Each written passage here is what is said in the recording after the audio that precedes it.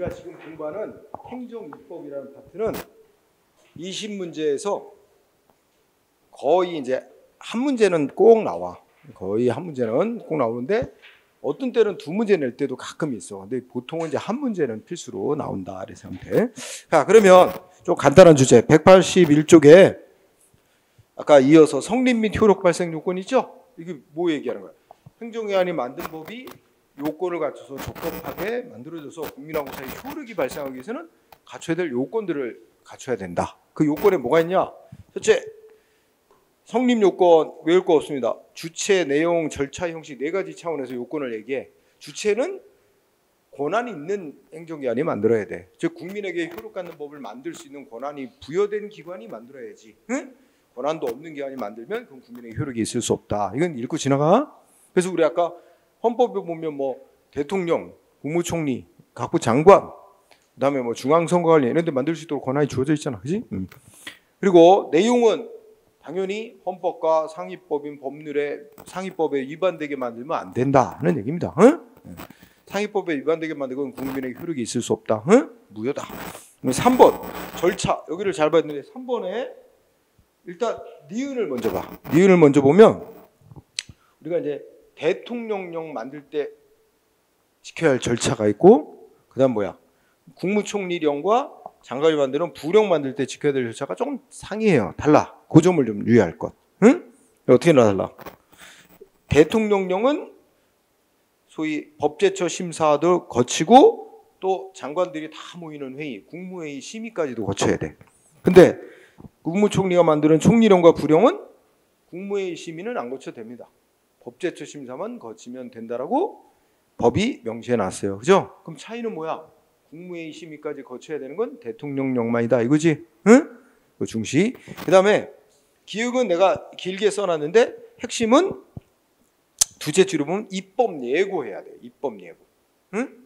법 만든다고 국민한테 행정기관이 법을 만든다, 뭐 제정한다, 폐지한다. 국민한테 미리 알려야 돼.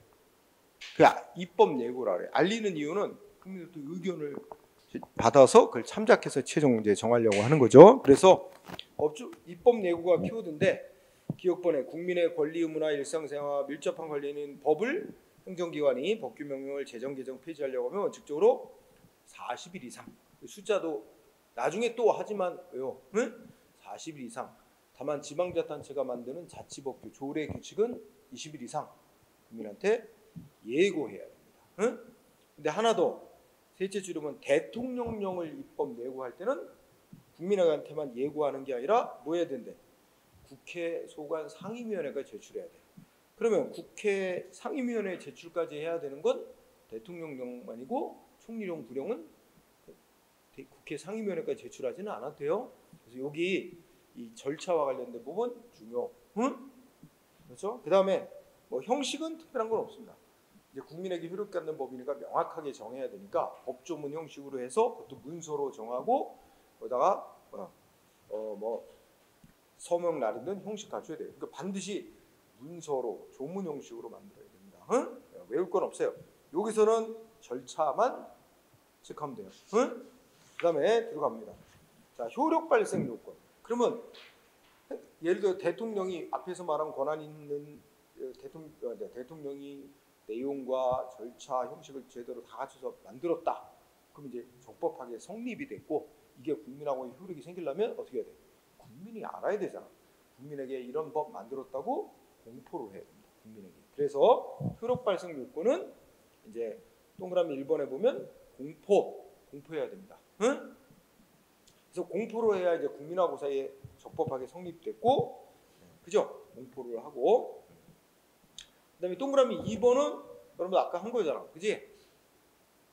공포한 날부터 시행하기로 한 거는 그 날부터 포함시키고, 응? 셋째 줄 두째 줄 공포한 날부터 일정 기간 지난 뒤부터 효력 발생하게 하는 경우는 어떻게 돼? 첫날은 빼고 계산 시작하되 또 3번도 공부한 거야. 언제 효력 발생한다고 특별한 규정이 있으면 그에 따라 돼. 규정이 없으면 공포한 날부터 20일 지나면 효력 발생하는 걸 원칙으로 하죠. 다 배운 거지? 특별히 따를 것. 자, 동그라미 1번이 공포입니다. 공포가 중요해요. 응? 이거 뭐 때문에 얘기하냐면 우리 아까 행정기관이 만드는 법 중에 국민하고 사이에는 효력이 없는 법을 다 묶어서 행정규칙이라고 부른다 그러잖아. 행정규칙은 국민에게 효력하는 법이 아니니까 국민에게 이 법 만들었습니다 하고 공포할 필요가 없어요. 근데 우리가 행정기관이 만든 법 중에 법규명령은 어때? 법규명령.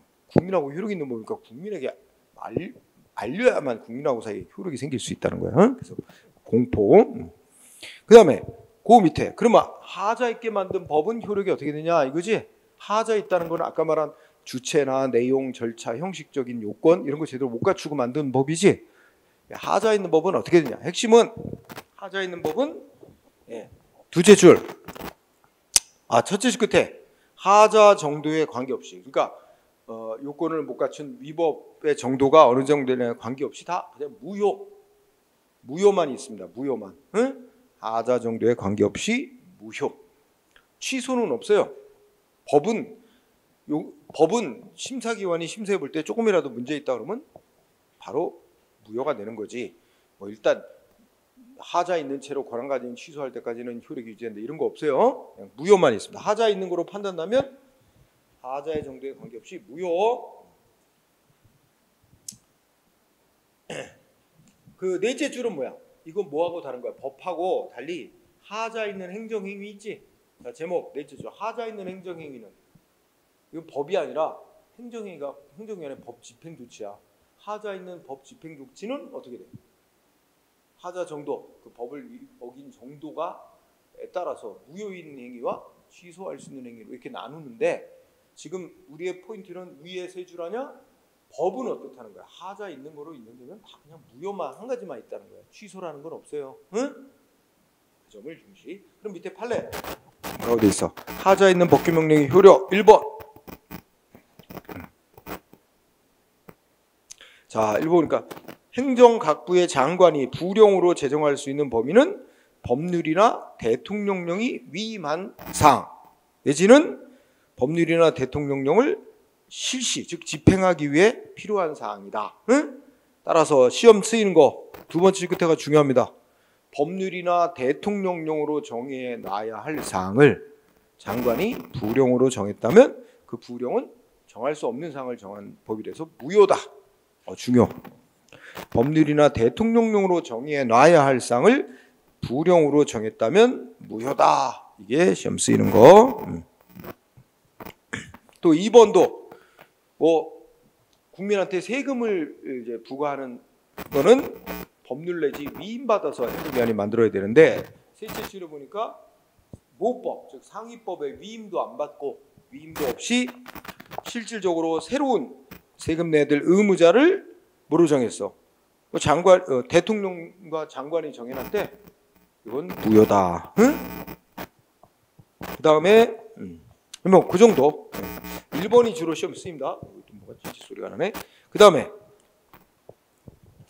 그 밑에 하자가 있는지 없는지 판단하는 기준 1번 어떤 시행령의 규정이 어떤 대통령령으로 만들어놨는데 대통령령에 있는 규정이 모법 즉 상위법에 위반되게 만들어졌는지 저촉되는지 여부가 명백하지 않을 때는 어떻게 판단해야 되는데 상위법과 상위법의 규정들과 그 법의 취지, 상위법의 취지, 연역 등을 종합적으로 살펴봐서 상위법에 합치된다는 판단도 가능하다면 쉽게 무효다 이렇게 선언하면 안 된대. 왜 그럴까? 너무나 쉽게 조금이라도 상위법에 어긋나는 것처럼 보인다 해서 바로 무효로 선언해버리면 그 만들어져 있던 법을 믿고 따랐던 국민들이 혼란을 일으켜요. 그 법적인 안정성 유지를 위해서 너무 쉽게 그러니까 여기 봐봐요. 1번에 어느 대통령령 규정이 상위법에 위반되냐 아니냐가 명백하지 않대. 그럼 위반된다고 볼 수도 있고 위반되지 않는 것으로 상위법에 합치되는 것으로 볼 수도 있고 이렇게 할 땐 가능한 어느 쪽으로 결론 내리라는 거야? 합치되는 쪽으로 결론 내려서 너무 쉽게 그걸 무효다 해가지고 효력 부정하면 안 된대. 법적 혼란을 방지하기 위해서. 1번 중요.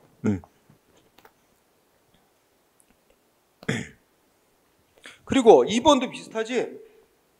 상위법 종합적으로 살펴보다 하위법이 상위법에 합치되는 것으로 해석하는 것도 가능하면 쉽게 무효라고 선언하면 똑같은 얘기니까 1번 하나만 하고 그 다음에 3번은 아까 했어. 중요한 건데 3번 아까 했지. 3번은 어떤 거였어? 행정기관이 국민에게 권리 의무에 효력 갖는 법을 만들면 상위법에 위임 규정이 있어갖고 위임을 받아 제정해야 되는 게 원칙이지만 어떤 때는 예외적으로 상위법에서 뭐 정해라 위임하는 규정이 없어도 상위법의 해석상 정할 수 있는 거를 정해놨다고 인정이 되거나 뭐 이런 경우라면 상위법에 위임하는 규정이 없더라도 그거 무효라고 할 수는 없다. 이거 아까도 했었지. 이거 한 거니까 뭐 읽고 여기서는 1번 하나만 잘하면 돼. 그 다음에 자, 그 다음 판례 하자 있는 법규 명령과 그 법을 정하라고 권한을 준 상위법의 관계, 법률의 관계, 그치? 그러니까 이렇게 되는 거야. 거기 문장 읽어보자. 뭐라 해야 되냐면 대통령령으로 뭔가 정해놨는데 이게 헌법에 위반된대. 그러면 우리 법의 체계가 이렇게 있단 말이야. 자, 국가의 최고 효력 갖는 법 헌법이 있고 그 다음에 국회가 제정한 법률이 있고 좀 더 세부 사항을 정해놓은 대통령령이 있어. 근데 아마 법률에서 뭘 정하라고 위임을 했어.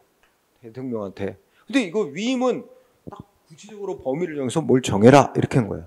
그래서 대통령이 정했는데 이 대통령령이 이게 헌법 위반으로 판명이 났어. 헌법에 위반되는 내용으로 정해졌다 이거야. 그 헌법 위반이 되니까 이 대통령령 규정은 무효가 됩니다. 근데 대통령령은 무효가 되는데 헌법 위반이라 해서 그런데 이 법률은 국회가 만든 법률은 대통령한테 이렇게 구체적으로 딱 범위를 정해서 이거 정해라 하고 아무 문제 없이 위임한 거야. 그러면 이것만 헌법에 위반되니까 이것만 무효가 되지. 대통령령으로 정하라고 아무 문제 없이 적법하게 위임한 법률 규정까지 당연히 무효가 되는 건 아니다. 응?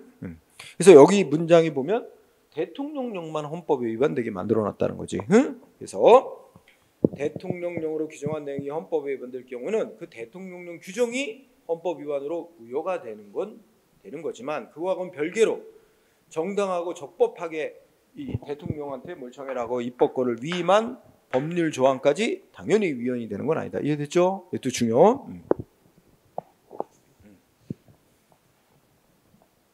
그 다음에 세 번째 판례는 뭐 크게. 그 다음에 네 번째 거기 마지막 판례는 뭐야? 이거는 하자 있는 법규 명령에 따른 행정행위의 효력이에요. 이거 나중에 또 공부하겠지만 한 번 더 하면 자 이런 문제죠. 이걸 그림으로 표현하면 이렇게 돼. 자, 이 대통령령이 만들어져 있었어.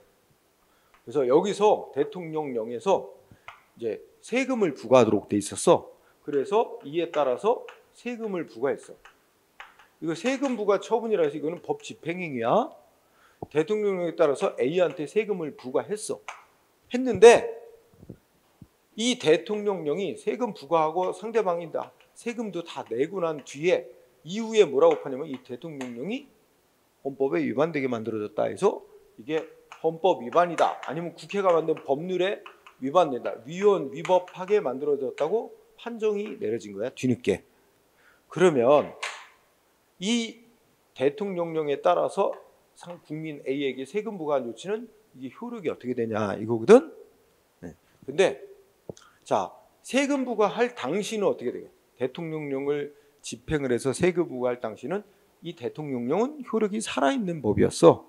근데 나중에 가서 상위법에 어긋나게 만들었다 하고 나중에 판정이 났어요. 그렇다면 결과적으로 보면 이 대통령령에 따라 세금 부과한 거는 중대한 하자가 있다고 본다. 중대한 위법이 있다고 봐요. 왜냐하면 결국 위헌 위법으로 판정될 만큼 중대한 문제가 있는 규정이었다. 그래서 중대한 하자는 있어. 근데 행정기관이 이 대통령령을 집행해서 세금 부과 조치를 할 당시에는 대통령령 조항이 위헌 위법인지가 명확하지가 않았어요. 응? 효력이 살아있는 거였어. 명백하지가 않았어. 그래서 이게 명백한 위법이 있는 세금 부과였다라고 말하기는 어렵다. 중대한 하자가 있다고 할 수는 없다.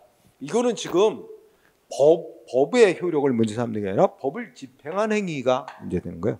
이거는 중대한 하자는 있지만 명백하게 하자가 있었다고 보기는 없다. 그러면 무효로 인정되려면 중대하고도 명백한 위법이 있어야만 무효로 보거든. 근데 이거는 중대하기만 하지 명백한 위법은 아니었다. 그러면 이건 뭐야? 무효가 아니라 취소 사유. 응? 이렇게 됩니다. 이건 집행행위 따지는 거예요. 그래서 그 밑줄 친 데 보면 결국 뭐야? 일반적으로 시행령 어떤 대통령령 규정이 헌법이나 법률에 위반되는지 여부는 그걸 뭐야? 응? 그 대법원의 판결이 판결이 선고되지 않은 상태에서는 그 대통령령 규정이 위헌인지 위법인지 여부가 명백했다고 할 수는 없다. 응? 그러므로 결국 이러한 마지막 줄에 보면 어떤 대통령령 규정에 따라 세금 부과 처분한 것 같은 행정처분의 하자는 나중에 위헌 위법 판정이 나더라도 명백한 하자가 있는 거라고 보기는 어렵기 때문에 무효까지는 아니고 취소 사유라는 겁니다. 나중에 다시 또 할 거고요.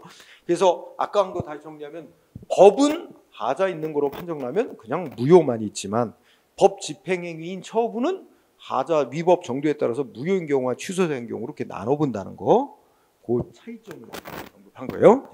자, 그 다음에 소멸 사유. 소멸이라는 말은 만들어져 있는 법이 효력이 없어지는 걸 말하는 거야. 여러 가지 이유가 있어요. 폐지시키는 방법, 그지? 만들었던 법을 폐지시키는 방법. 근데 여기도 간단히 읽어보면 법을 폐지시키는 방법은 두 가지가 있어. 명시적으로 폐지시키는 거. 이 법은 몇 월 며칠자로 폐지한다는 법을 또 만들어. 응? 이렇게 해서 폐지하는 게 있고 묵시적으로 폐지하는 방법이 있어. 우리가 알고자 하는 건 명시적 폐지는 너무 당연한 거니까 두 번째 줄에 보면 묵시적 폐지 방법도 있다. 그럼 묵시적 폐지가 뭔지 거기 써 있지? 기존에 있는 법을 그대로 놔둔 채 그와 내용이 서로 안 맞는 새 법을 만들어. 그럼 어떻게 돼? 기존의 법은 소위 우리가 신법 우선의 원칙에 따라 기존 법은 효력이 폐지되는 거야. 그렇지? 그래서 여기서는 알아야 될 단어 간접적인 방법, 즉 묵시적인 폐지 방법도 있다. 응? 다음 페이지 쌍가루 2번 읽고만 지나가. 자, 종기 도래라는 건 종기라는 게 효력이 끝나는 시점을 정해놓은 경우입니다. 그러니까 법을 만들면서 이 법은 대통령령 만들면서 이 법은 2022년 12월 31일까지만 효력을 받는다. 이렇게 정해놓고 만들면 2022년 12월 31일 자정되면 자동으로 효력이 소멸하는 거예요. 그게 종기라 그래. 종기 도래. 효력 끝나는 시점을 정해놓은 경우 또는 무슨 조건이 성취되면 이 법은 효력이 소멸한다. 이렇게 정해놓은 경우 있어. 예를 들면 무슨 법인데 국민으로부터 무슨 뭔가를 성금을 아니면 행정위원회 만들어 놓은 법인데 국민 1000명한테 뭔가를 지급한다. 근데 1000명한테 다 줬어. 그럼 1000명 지급할 때까지만 효력이 유지되고 한다 그러면 1000명까지 다 지급하면 자동적으로 효력이 소멸하는 거지. 자, 가볍게 읽고요. 자, 쌍가루 3번이 중요한데요. 근거법령의 폐지 나왔죠? 요거 중요해요. 자, 1번 근거법령이 없어지면 그러면 자, 위임명령은 그 정할 수 있는 권한을 위임한 상위법이 없어졌잖아. 그러면 존립 근거가 없어지기 때문에 위임명령 자동으로 같이 소멸. 집행명령도 집행할 상위법이 없어졌어. 집행할 상위법이 없어졌으니까 집행명령도 같이 당연히 소멸입니다. 그래서 1번 근거법령이 폐지돼서 없어지면 위임명령이든 집행명령이든 법규명령도 같이 소멸한다. 그런데 2번은 개정이 중요한 거야. 집행명령인데 집행할 상위법이 개정된 거야. 개정된 건 없어진 건 아니지. 있는데 내용이 바뀐 거지. 그러면 어떻게 돼? 그 옆에 개정된 상위법과 모순이 안 되는 한 기존에 만들어놨던 집행명령은 효력 유지. 그러면 잘 봐야 돼. 이게 근거법이 폐지됐다는 말이 나오냐 개정됐다는 말이 나오느냐. 그래서 개정되면 유지할 수 있다. 그거 판례로 다시 한번 확인. 1번을 보니까 1번은 첫째 줄에 뭐라면 일반적으로 법률의 위임을 받아서 만들어진 법규명령. 위임명령 얘기하는 거야. 위임명령일 경우에 자, 여기 문장 다 공부해야 돼. 구법에 그러니까 이제 상위법인 예전법에 행정기관에게 국민의 권리 의무에 관한 뭐뭐 정해라. 위임의 근거가 없는데 근거가 없는데도 행정기관이 국민의 권리 의무에 관한 상을 멋대로 정해놨어. 그러면 어떻게 돼? 무효. 그 행정기관이 만든 무효였는데 나중에 어떻게 돼? 상위법이 개정돼서 행정기관에게 국내 권리구상 정하라고 하는 근거 규정이 나중에 만들어진 거야. 그러면 그때부터 유효. 여기서 중요한 단어 그때부터 유효. 다른 거는 안 바꿔요. 응? 그때가 언제야? 여기서 말하는 그때가 언제를 말해? 상위법의 근거 규정이 만들어진 때부터 그때부터 행정기관이 만든 법은 유효가 된다. 응? 응. 반대로 셋째 줄 그 상위법의 위임 근거 규정이 있어서 아무 문제 없이 적법하게 제정해놨던 위임 명령이 있는데 나중에 어떻게 돼? 상위법의 근거가 없어져 버렸대. 그러면 어떻게 돼? 상위법의 근거가 없어진 그때부터 위임 명령도 효력이 소멸되는 거야. 응? 여기도 마찬가지로 그때부터 무효. 응? 이렇게 두 문장이 중요하고. 그러면 결국 어떤 위임 명령이 위임받아 행정기관이 만드는 위임 명령이 상위법의 근거가 있거나 없어서 유효인지 무효인지는 그 상위법 개정을 다 살펴봐야 알 수 있다. 이런 얘기지. 자, 어쨌든 문장 두 개. 1번 매우 중요.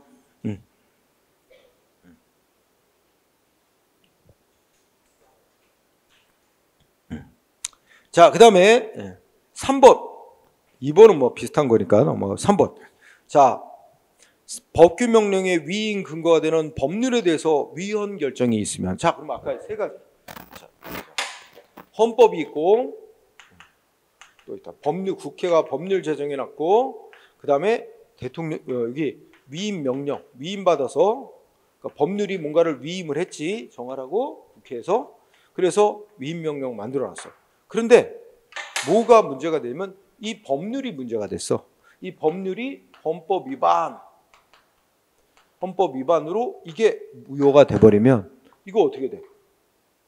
이거 이 위임 근거가 되는 법률이 없어진 거잖아. 그러면 이것도 자동으로 효력이 없어진다는 얘기지. 그래서 위임 근거가 되는 법률에 대해서 위헌 결정이 선고되면 그 법률은 무효가 되고 법률이 폐지된 거야. 응? 그러면 그 상위 법률에 의해서 위임받아서 제정한 법규 명령도 원칙적으로 같이 효력 소멸한다. 자동으로. 응? 3번도 중요. 자, 4번은 이미 읽었던 거. 자, 앞에 문장의 주어가 집행명령. 집행명령, 집행할 상위법이 없어지면 어떻게 돼? 집행률도 같이 소멸. 근데 둘째 줄. 집행할 상위법이 없어진 게 아니라 개정됨에 불과하다면 개정된 상위법을 집행하는데 모순이 안 되는 한 기존에 만들었던 집행률 효력 유지. 응?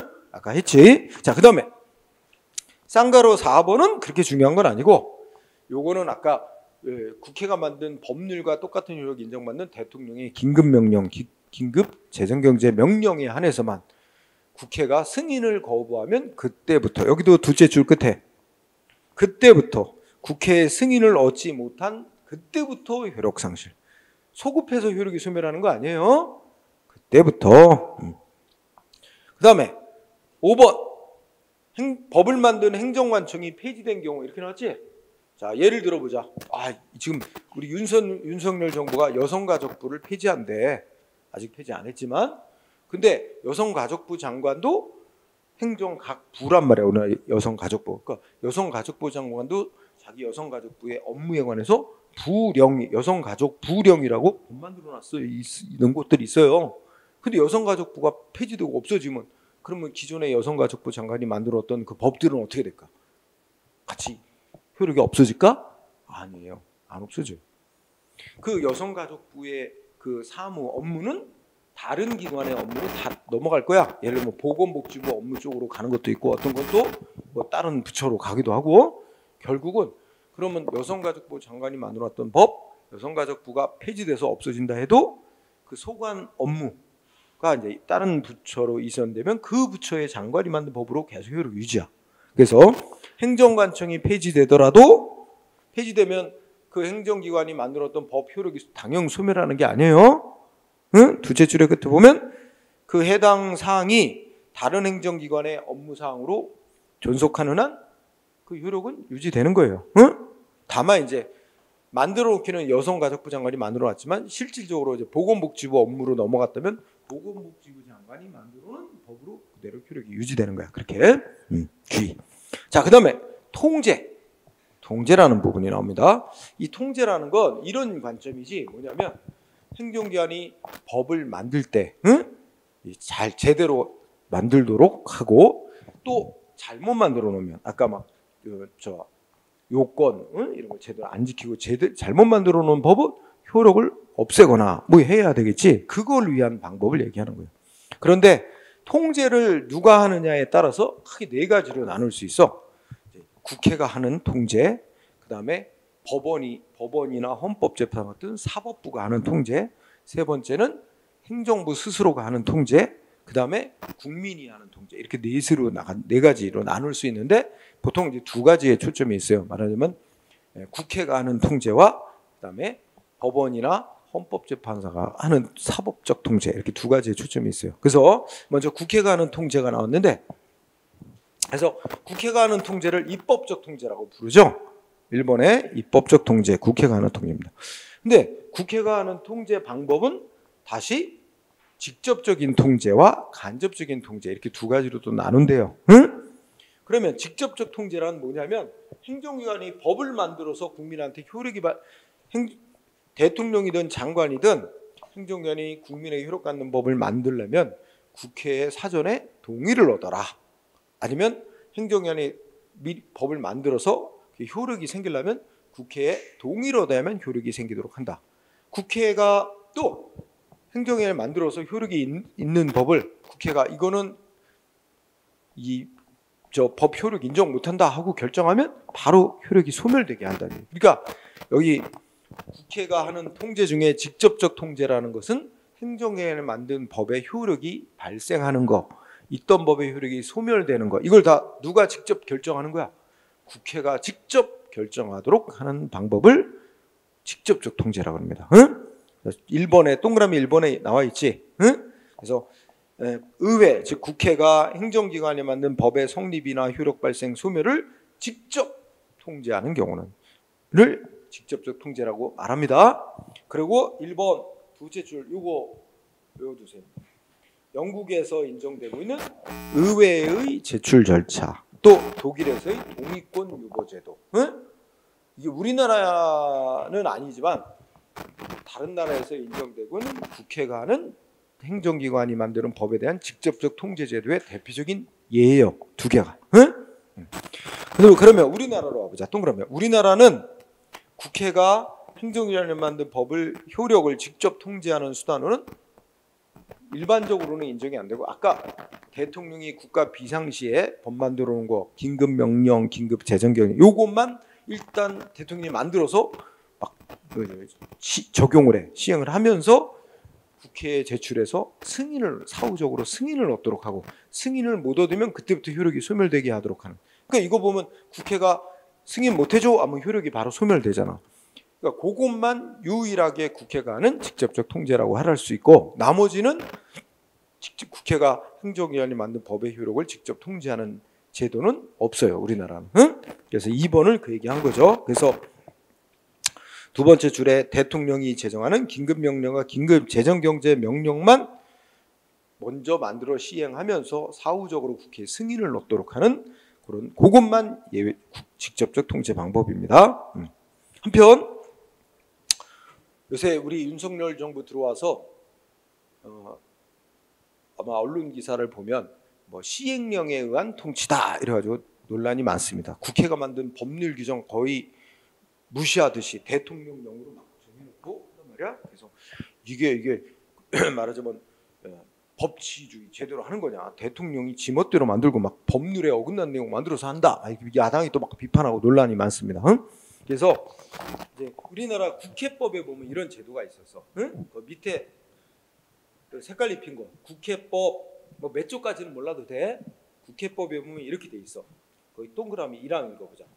자, 98조 2의 1항을 보면 중앙행정기관의 장은 법률로부터 위임받은 사항이나 법률을 집행하기 위해서 필요한 사항을 정한 뭐 이런 법 등을 말하면 위임명령이나 집행명령, 이거를 제정, 개정, 폐지하면 밑줄 그 동그라미 쳐서 며칠 이내,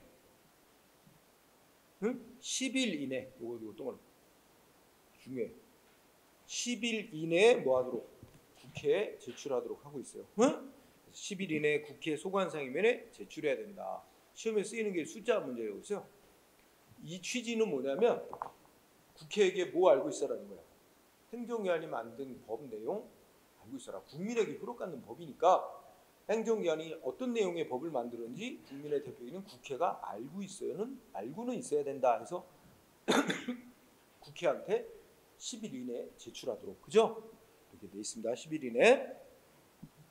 그러면 다섯째 줄인가? 예, 국회 상임위원회는 뭐야?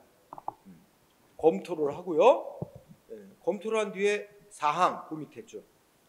국회 상임위원회는 검토 결과 대통령령, 대통령령이나 총리령이 법률에 합치되지 않는다고 판단되는 경우는 검토 결과 보고서를 국회의장에게 제출한다. 그럼 국회의장은 제출된 검토 결과 보고서를 국회 본회의에 보고하고 국회는 본회의 의결로 이를 처리하고 정부에 송부한다. 정부는 국회로부터 송부받은 검토 결과에 대해서 처리 여부를 검토하고 그 처리 결과 속에 보면 국회로부터 송부받은 검토 결과에 못 따르는 경우, 안 따르는 경우 그 사유를 포함해서 국회에게 제출해야 된다. 그죠? 그리고 국회 상임위원회는 검토 결과 장관이 만든 부령이 법률에 합치되지 않는다고 판단되는 경우는 소관 중앙행정기관장에게 그 내용을 통보할 수 있다. 그리고 검토 내용을 통보받은 부령을 제정한 중앙행정기관장은 통보받은 내용에 대한 처리 계획과 검토 결과를 지체 없이 국회 소관상임위에 보고해야 된다. 이렇게 되어 있습니다. 자, 요기에 대해서 약간 논란이 있는 거죠. 왜냐면 자, 우리가 가만히 보면 대통령이 대통령령 만들었대. 응? 그렇다고 어떻게 하래? 만든 지 10일 이내 국회 소관상임위원회 제출. 응? 국회에서 검토한 후 이거 법률에 어긋나는 내용으로 만든 것 같은데 이거는 개정하는 게 좋겠다 해가지고 개정을 요구하는 검토 결과 보고서를 대통령한테 보냈어. 근데 대통령은 어떻게 하는데? 반드시 따라야 돼? 반드시 따라야 된다고 돼 있지 않아요. 검토 그에 대해서 처리 결과를 국회에 통보하래. 그럼 처리 결과가 뭐야? 국회가 법률에 맞게끔 개정했으면 좋겠다라고 검토 결과가 나왔으면 그에 따르겠습니다. 고치겠습니다 하고 보낼 수도 있고 이런 이유로 우리는 이거 잘못 만들었다고 생각 안 한다. 우리는 문제 없으니까 개정할 뜻이 없다. 이렇게 또 통보해도 되잖아. 그죠? 그래서 반드시 국회가 따라야 될 의무가 있다고 보기는 어렵다. 응? 네. 이렇게 얘기합니다. 어쨌든 이게 좀 논란이 되는 겁니다. 국회로부터 법률에 위반되게 대통령령이나 총리령 만들어 온 것 같다라고 통보받으면 국회가 행정기관이 반드시 그에 따라야 된다 이렇게 되어 있지가 않아. 그죠? 그냥 거기에 대해서 어떻게 처리할지 결과를 국회한테 통보만 하라고 돼 있어요. 그죠? 네. 자, 어쨌든 시험은 10일 이내 이거만 잘 중시하세요. 자, 그래서 이 위로 올라가면 동그라미 3번 이 국회법에서 행정기관이 법 만들면 국회에 통보하도록 했는데 그 통보받은 결과에 대해서 행정기관이 반드시 따라야 하도록 되어 있지는 않기 때문에 이거를 직접 그 효력을 국회가 없애는 그 직접적 통제제도로 보기는 어렵다 이렇게 말할 수 있다는 거예요. 시험은 뭐 그렇게까지는 안 내니까 그냥 나오면 그 법조문에서 10일 이내 그것만 잘 유의하세요. 그다음 밑으로 내려가면 간접적 통제라는 게 있어요. 간접적 통제라는 게 있는데 간접적이라는 말이 뜻하는 거는 법의 효력을 국회가 직접 생기게 하고 없애는 게 아니라 법을 만든 행정기관을 압박하는 방법을 말합니다. 예를 들면 장관이 부령을 제정해놨는데 국회가 보기에 문제가 있다. 장관을 국회로 불러 나오라고. 나와야 돼. 장관. 국민이 부르는 거야. 국민의 대표기관이 부르는 거니까. 그럼 장관이 국회에 출석하면 막 국회의원들이 막 질문하고 따지죠. 이거 장관이 이런 법 만들고 이거 문제 있다. 잘못 만드는 거 아니냐? 이렇게 해가지고 압박을 해서 그죠? 고치도록 하거나 폐지하도록 하는 거죠. 근데 장관이 안 따라. 국회가 지적하고 고치라고 했는데 안 고쳐. 그러면 어떻게 돼? 그러면 국회에서 대통령한테 저 장관을 해임시키라고 건의를 요구해서 해임을 요구할 수 있어. 근데 대통령이 그 장관 안 잘라. 해임을 안 해. 그러면 국회에서 그 장관을 해임 의결을 할 수 있어. 해임시키는 결정을 하고 탄핵 소추 뭐 이런 걸 할 수 있어요. 응? 최종적으로는 헌법재판소로 가게 돼 있어요. 응? 헌법재판소가 이 탄핵 결정을 내려야 하면 되는 거예요. 자, 어쨌든 간접적 통제는 국회가 행정기관에 대해서 일반적인 감시권 행사를 통해서 정치적으로 통제하는 방법인데 2번 우리나라의 경우 어떻게 돼 있어요? 응? 다양한 방법이 인정돼. 거기 나와 있는 예들 있지. 예들 체크. 우리가 국정감사 이제 뭐 9월 4일부터 국정감사인데 국정감사라는 건 매년 정기적으로 행정부의 일을 감사하는 국회의 업무입니다. 응? 그리고 옆에 국정조사는 특별한 사안이 있을 때 특별한 경우에 이제 기간을 정해서 그걸 특별히 조사하는 절차죠. 국정감사, 국정조사, 뭐 장관이나 이런 사람들에 대한 질문, 국무총리나 국무위원, 장관에 대한 해임 건의, 탄핵소추 의결 이런 게 간접적 통제. 그래서 요새는 잘 안 냈지만 예전에는 다음 중 국회가 통제하는 방법 중 뭐야? 간접적 통제 방법이 아닌 것은 뭐 직접적 통제 방법에 해당하는 걸 골라라. 그래서 위에 직접적 통제 방법은 아까 말한 뭐 독일의 동의권 유보제도라든지 의회의 영국에서 의회 제출제도 이런 게 있다 그랬지. 간접적 우리나라는 그런 제도는 인정 안 되고 있고, 그지? 밑에 우리나라는 간접적 통제 제도만 폭넓게 인정되고 있다 이거죠. 응?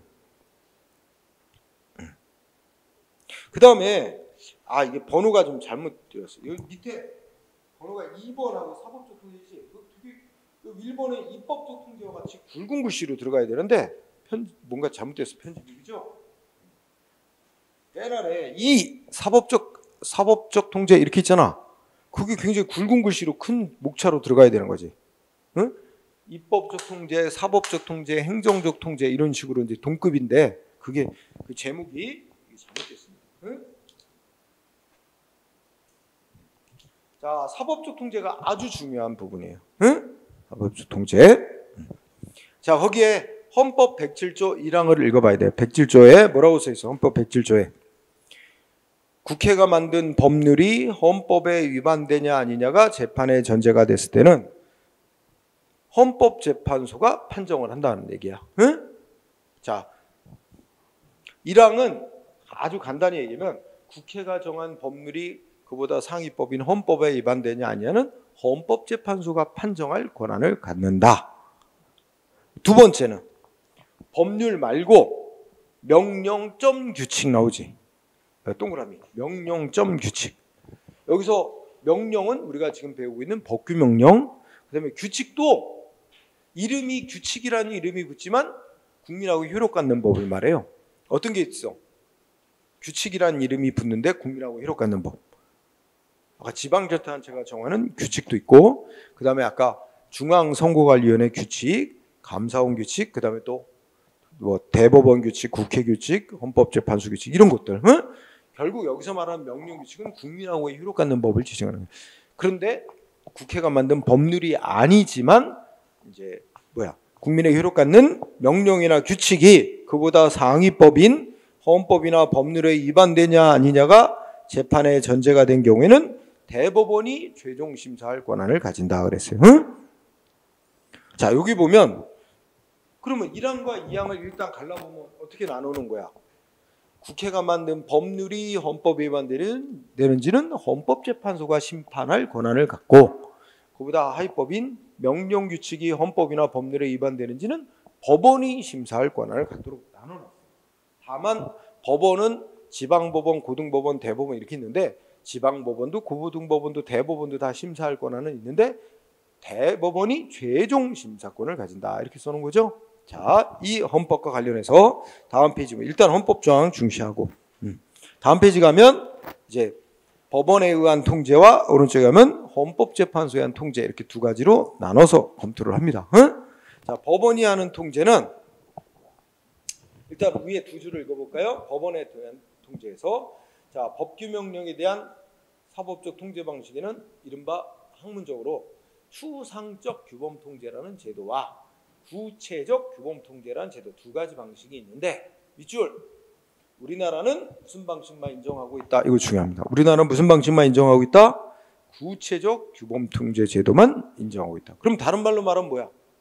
우리나라는 추상적 규범통제 제도라는 건 인정을 안 하고 있다는 얘기입니다. 응? 우리나라는 좀 생소하고 어려운 말이지. 구체적 규범통제라는 것만 인정하고 있다. 자, 그러면 좀 여러분한테 예를 들어 설명을 해야 쉽습니다. 뭐냐면, 자, 예를 들어서, 보자. 판례도 들어있지?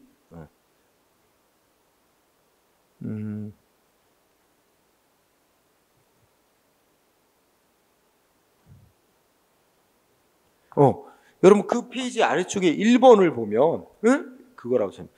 1번 보면, 자, 굵은 글씨 오른쪽에 의료기관의 명칭 표시판에 진료 과목을 함께 표시하는 경우 글자 크기를 제한하고 있는 과거의 의료법 시행규칙 31조 이게 나오죠. 의료법 시행규칙. 의료법 시행규칙. 법 이름에 시행규칙이 붙은 거 보니까 이거 누가 만든 법이겠어? 부령이지, 부령. 장관이 보통 시행규칙자 붙는 게 총리가 만든 법도 일부 있긴 있어. 일부. 근데 거의 대부분은 장관이 만든 법이야. 그래서 부령이야. 소관부처는 당연히 보건복지부겠지. 그럼 이거는 보건복지부 장관이 만든 부령인 거야. 응? 자, 의료법 시행규칙. 근데 어떤 의사가 있어. 의사가 이제 이 법 규정에 뭐라고 되어 있다고? 의료법 하여튼 뭐 시행규칙에 법조문이 뭐라고 되어 있다고? 응? 자, 병원 여기 보면 의료기관의 명칭 표시판 이렇게 되지. 그 건물 간판이야, 간판. 병원 간판. 응? 그러니까 병원의 간판에다가 간판이 이렇게 있는데 여기다가 무슨 병원 이름은 한국병원, 응? 이름 썼어. 근데 여기다가 뭐야? 진료 과목, 응? 진료 과목은 예를 들어서 피부과 이렇게 썼어. 응? 그러면 한국병원이라는 병원 간판 글자 크기를 10포인트로 했어. 그러면 이거는 어떻게 돼? 이거는 이 병원 간판 글자 크기의 2분의 1 이상을 넘으면 안 돼. 최대 크기는 5포인트로 해야 돼. 이렇게 제한을 해놓은 거야. 응? 그래서 거기 읽어보면 그 병원 간판에 진료 과목을 함께 표시하는 경우 글자 크기를 제한하고 있는 의료법 시행규칙 나오지. 이 실제 내용 보면 이게 2분의 1 이상을 넘지 못하게 제한을 했어. 이 진료 과목은 글자 크기를 이렇게 크게 못 쓰게 해놨다고. 근데 이 규정을 보고 의사가 화가 난 거야. 아니 왜 진료 과목을 크게 못 쓰게 해놨느냐? 응? 아니 한국병원 10포인트로 했으면 진료 과목도 10포인트로 하든 몇 포인트로 하든 자유롭게 할 수 있는 거지. 왜 이걸 글자 크기를 진료 과목을 크게 못 쓰게 하냐? 의사 자기의 권리를 침해하는 규정이다 해가지고 이거 갖고 어떻게 했어요? 이 규정이 자기의 권리를 침해한다. 이 규정을 뭐라? 무효로 판결해달라고 소송을 바로 낸 거야. 근데 결론이 뭐라고 했어? 응? 자, 이 규정 그 자체만 가지고는 국민의 구체적인 권리 의무에 직접 변동을 일으키는 거 없대요. 그래서 이거 갖고는 이 규정 갖고는 소송 대상으로 삼을 수가 없대. 응? 1번 판례 먼저 읽겠다. 그래서 거기에 이제 앞에 1번부터 쭉 읽어봐. 다시 행정소송 대상이 되려면 그 행정 조치가 처분에 해당하는 조치를 해야 된다. 처분이라고 하려면 뭐래? 응? 어떤 행정기관의 어떤 법 집행 조치로서 국민의 권리 의무에 변동을 가져오는 행위래야 그 권리를 침해하거나 의무를 부과하는 행위나 이래서 국민의 권리 의무에 직접 변동을 가져오는 행위래야 구제받기 위해서 소송 대상인 처분으로 인정한다. 그렇다면 뭐야? 그러면서 하여튼 그래. 그런데 이 의료법 시행규칙은 일반적인 법조항은 일반적이고 추상적인 성격을 갖는 법으로서 이 조항만 갖고는 어떤 개개인들의 권리 의무에 직접 변동을 가져오는 게 아니기 때문에 소송 대상으로 삼을 수가 없대. 그러니까 소송 대상 안 들어갖고 소송했으니까 소송 요건을 못 갖췄다. 재판 각하되는 거야. 거절되는 거야.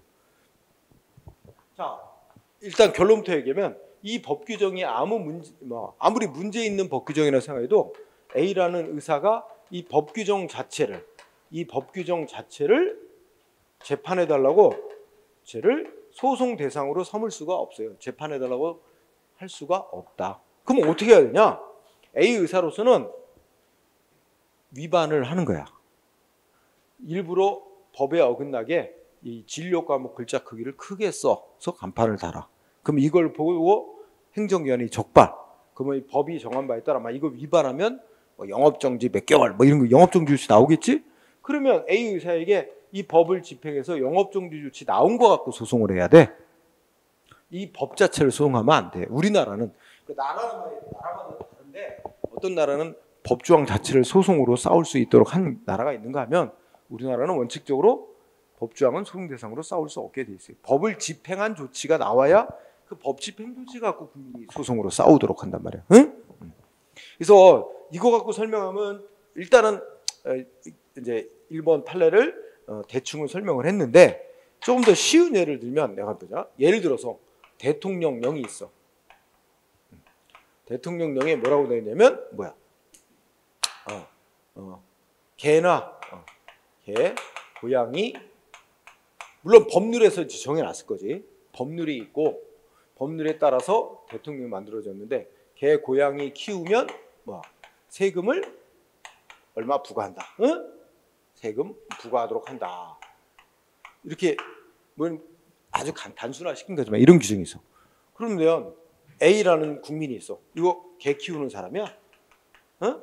개 키우는 사람. 여기다 그냥 개 하나로 맞아. 개를 키우면 세금을 부과하도록 한다.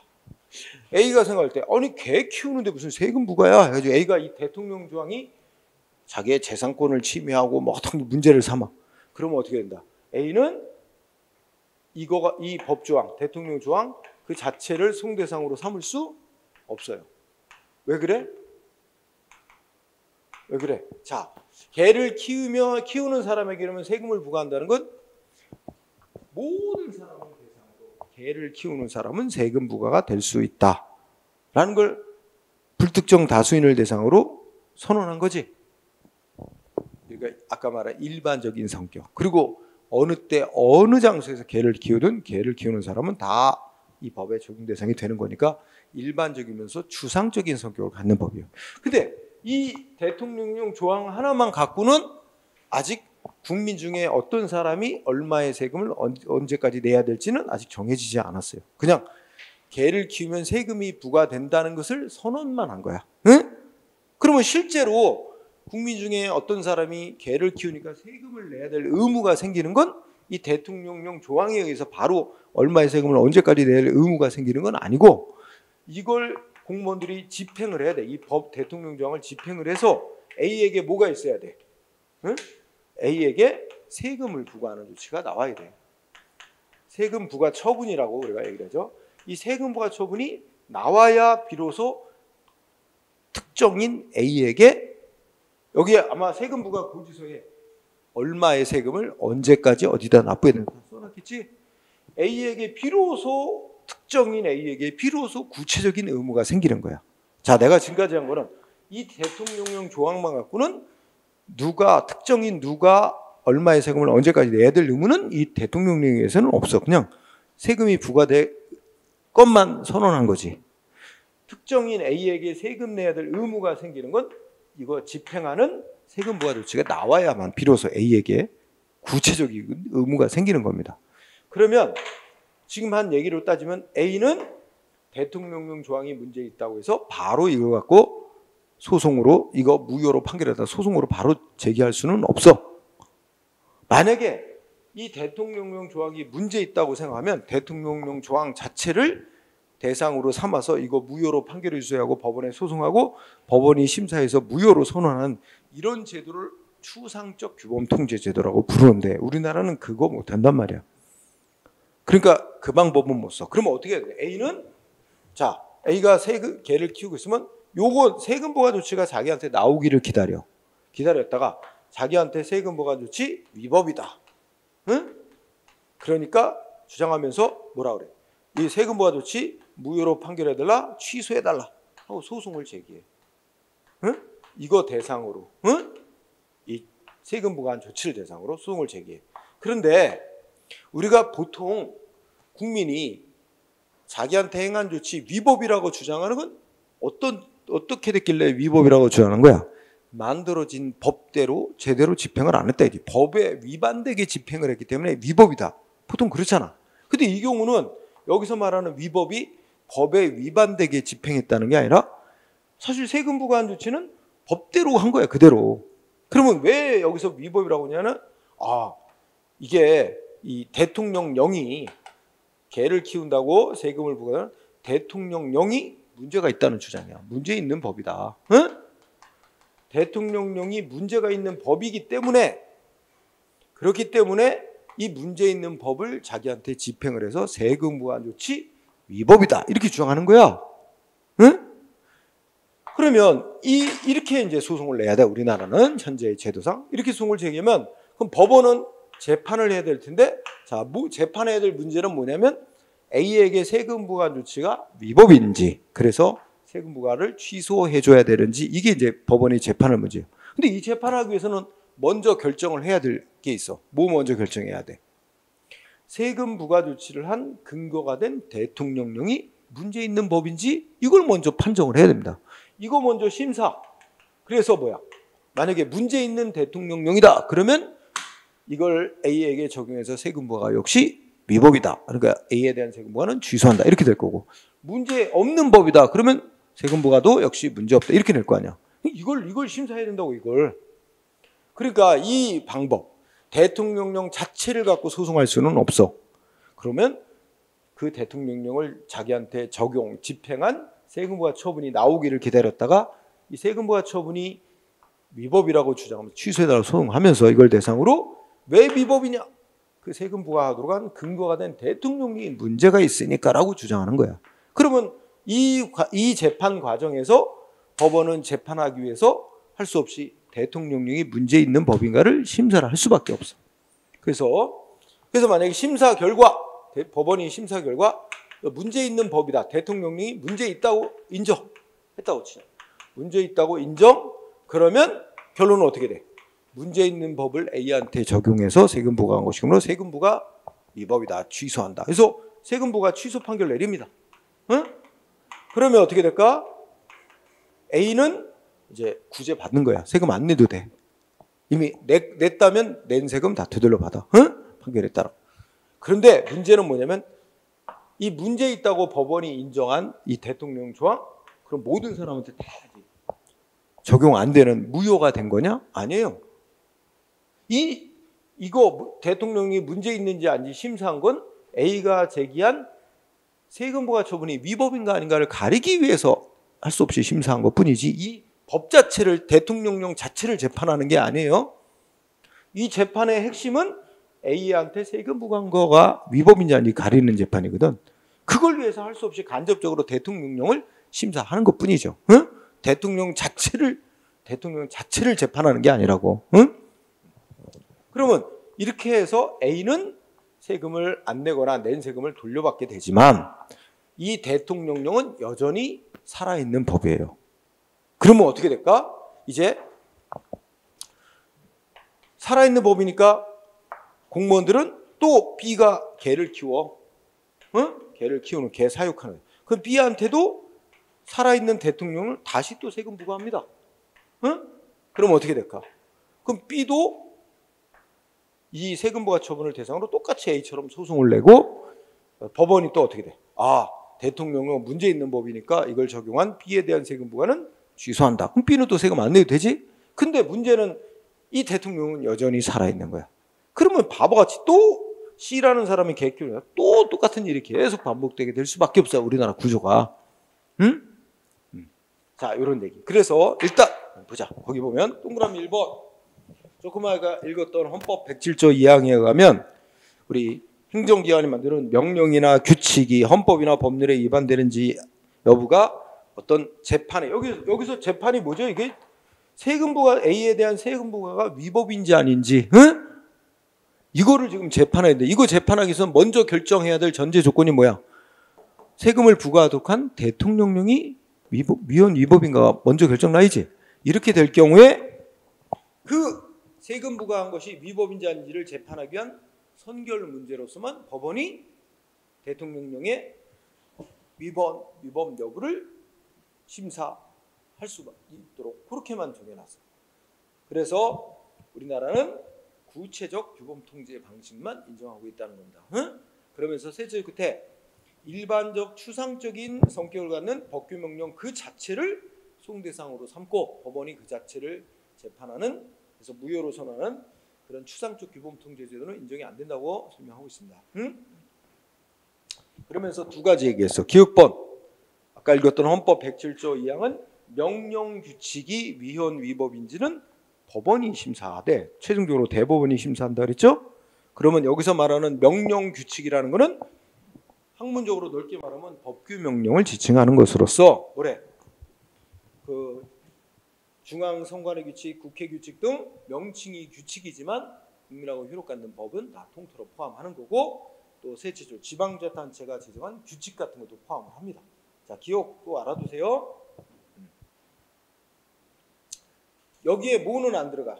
넷째 줄에 행정규칙은 여기에 포함되지 않습니다. 응? 그것도 밑줄.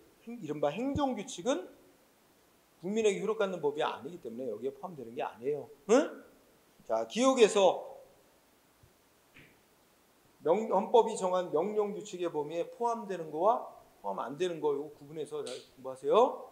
아직은 제대로 안 배웠지만 행정규칙이란 건 여기에 포함되지 않는다. 그 다음에 니은은 뭐야? 대법원이 최종 심사권을 가진다고 규정을 헌법이 선언했으니까 대법원만 심사권을 갖는 건 아니고 지방법원, 고등법원 등 각급 법원도 다 심사권이 있는데 최종적으로는 대법원이 심사하고 끝난다는 얘기입니다. 응? 예전에 시험 문제가 헌법 규정을 싹 내면서 대법원만이 심사권한을 가진다. 그럼 틀렸어. 응? 대법원이 최종적으로 심사권한을 가진다 그랬죠?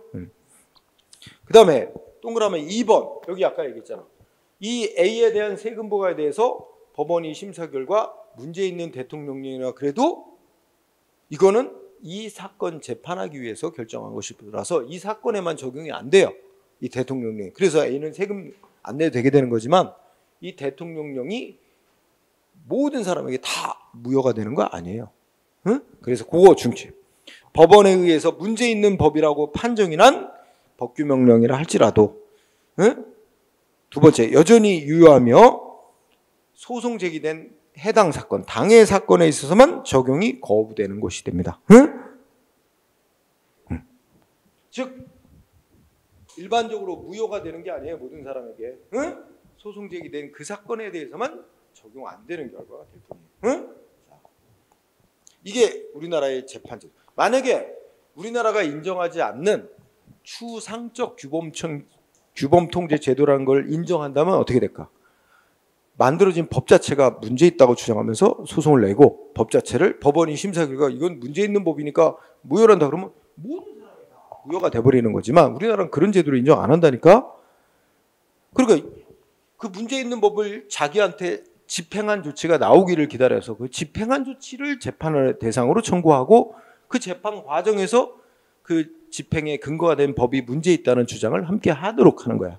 그 과정에서 문제 있는 법이라고 법원이 심사 인정할 수는 있지만 그렇게 인정해도 그 소송 제기한 그 사람한테만 적용이 안 되는 결과가 되는 거지 모든 사람한테 무효가 되는 건 아니라는 얘기입니다. 그래서 니은부분도 중요. 2번 중요. 그런데 현재 우리나라 제도에 하면 그렇게 되는데 그렇게 되면 아까 말했듯이 계속 바보 같은 일이 반복적으로 일어나게 됩니다. 개 키우는 사람이 또 있으면 시한테도 또 세금 부과, 시가 소송을 제기해서 문제 있다고 인정받으면 시는 세금 안 내도 되지만 또 개 키우는 D가 있으면 또 세금 부과, 또 이 사람들 또 소송하고 쓸데없는 일이 반복적으로 일어나게 되죠. 이런 거를 좀 해결하기 위해서 동그라미 3번 행정소송법에 보면 어떤 규정이 있어요. 뭐라고 돼 있어? 행정소송에 대한 대법원 판결에 의하여 명령 또는 규칙이 헌법이나 법률에 위반된다고 확정되면 대법원은 누구한테 통보하래? 밑줄. 대법원은 지체 없이 그 사유를 밑줄 쳐주세요. 누구한테? 행안부 장관에게. 응? 그거 중요. 행안부 장관에게 통보해야 된다. 그리고 통보를 받은 행안부 장관은 지체 없이 관보에 게재해야 된다. 응? 행안부 장관 중요합니다. 두 번째 줄에 있는 행안부 장관에게.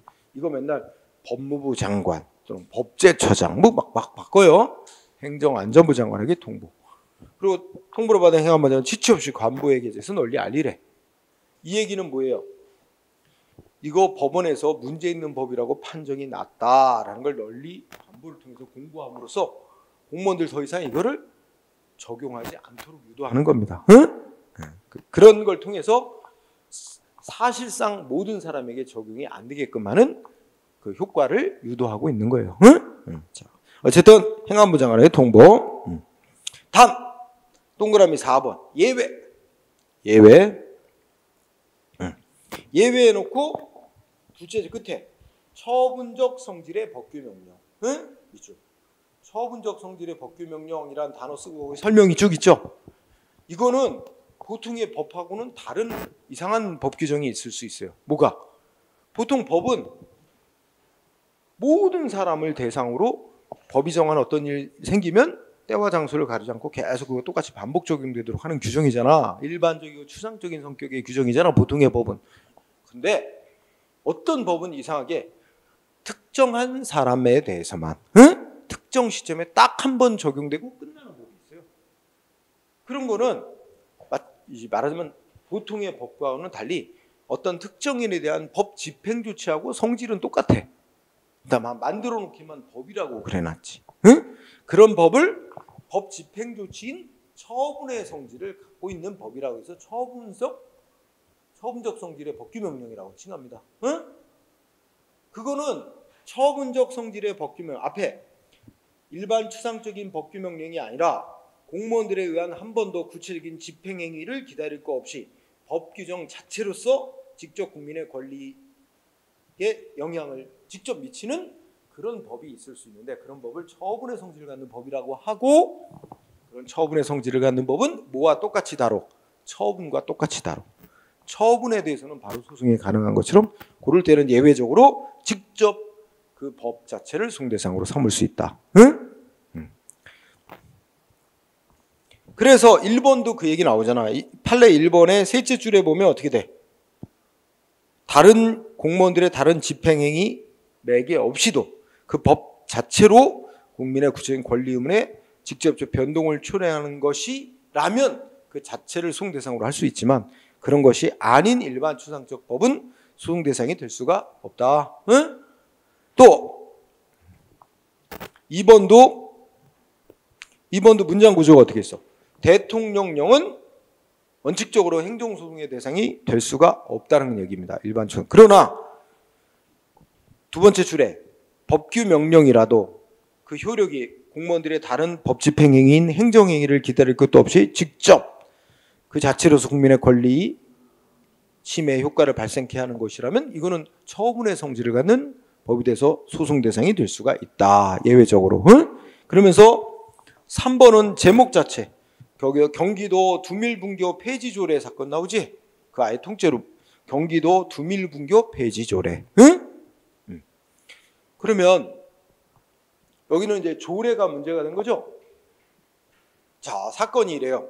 저 경기도 가평군 상세급 두밀리라는 농촌 마을이 있는데 춘천 가다 보면 그 이정표도 있어. 도로가 옆에. 나도 가다 봤어. 이 판례 아니까 가도 이정표가 있는데 거기가 가평이야. 그래서 여기 보면 뭐야? 상세급 두밀리 뭐 이런 게 있어. 간판에. 근데 거기에 이제 초등학교 분교가 있는 거야. 근데 학생 수가 점점 줄어들어서 이제 몇 명 거의 안 남으니까 경기도 의회에서 조례를 정했어. 뭐라고? 뭐 몇 월 며칠자로 이 분교는 폐지한다. 응? 그리고 거기에 다니던 학생들은 인근의 다른 학교로 전학을 시켜서 다 다니도록 한다. 뭐 이런 내용이 되겠지? 그러니까 학부모와 그 학생들의 학부모와 학생들이 반발했어. 이 입장에서는 아니 왜 가까운 학교를 없애고 먼 거리 학교로 통학하게 하나? 자기들의 헌법이 보장하는 기본권 침해하는 거다. 그리고 이제 교육받을 권리 침해한다 하고 소송을 바로 낸 거야. 이 조례 무효로 판결해 달라고. 응? 근데 문제는 이거잖아.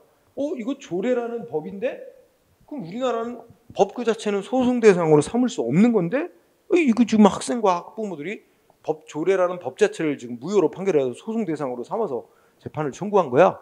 쟁점이 이게 소송 대상이 되는 거냐? 쟁점이 되는데 이게 보통의 법 같으면 일반 추상적인 성격을 갖는 법 같으면 소송 대상이 안 되는 거니까 재판 거절당했을 거야. 근데 이 법은 특이한 법이야. 봐, 이거 경기도에서 만든 조례인데 경기도 주민 모두에게 다 적용되는 법이야? 아니에요.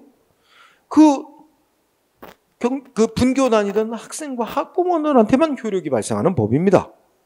특정한 사람들에게만 효력이 미치는 법이에요. 그리고 지금 이상하지. 그러니까 개별적인 법이야. 그 다음에 이거 법 계속 반복 적용되는 거야? 아니야. 딱 한 번. 그 학교 폐지시키는 효과 발휘하고 끝내는 거야. 그럼 보통 법하고 다르요. 법은 한 번 만들어 놓으면 법에 정한 일, 폐지될 때까지 법에 정한 일 생기면 계속 반복 적용되는 그런 성격이 아니에요.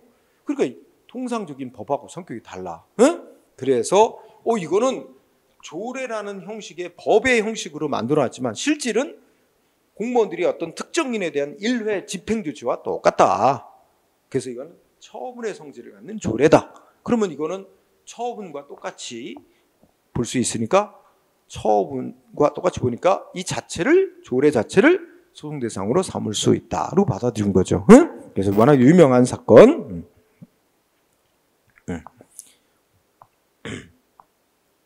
그다음에 4번은 조금 그 법원이 재판할 때 어떤 해당 규정의 전부가